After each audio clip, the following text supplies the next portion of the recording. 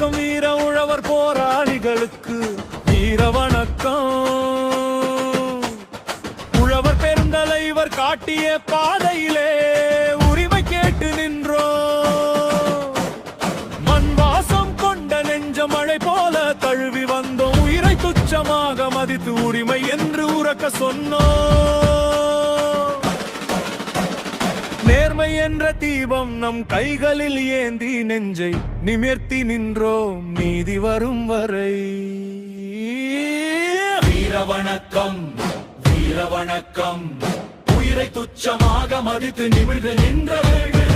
வீர வணக்கம் வீர வணக்கம், வீர மரணம் அடைந்தவர்களுக்கு என்றும் தலை வணக்கம். ராமசாமி கவுண்டருக்கு, மாரப்ப கவுண்டருக்கு, ஆயி கவுண்டருக்கு.